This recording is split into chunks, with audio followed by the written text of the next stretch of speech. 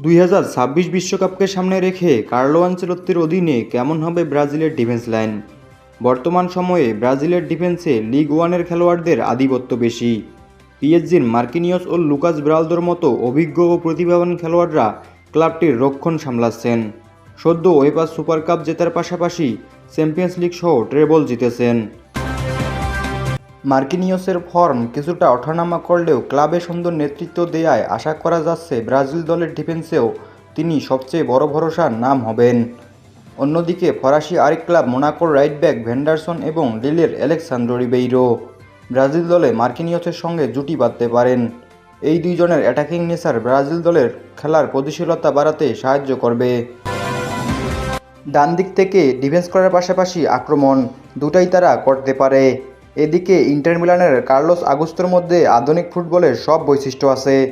Left back হিসেবে এই নামটি মনে রাখতে হবে। এছাড়াও অ্যাথলেটিকো মিনেইরোর আরানাও লেফট ব্যাকে যথেষ্ট প্রুফ দিচ্ছে।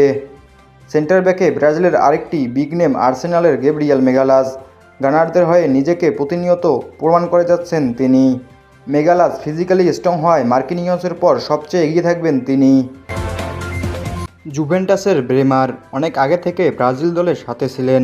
এখন পর্যন্ত বিশ্বকাপ দলে ব্রেমারকে ভাবা হলেও শেষ পর্যন্ত রেসে টিকে থাকা চ্যালেঞ্জিং, কারণ ইতিমধ্যে রিয়াল মাদ্রিদের centre back Eder Militao back করেছে এবং প্রাক মৌসুমে ফ্রেন্ডলি ম্যাচে দুর্দান্ত পারফরমেন্স করার পাশাপাশি করেছেন এক গোল।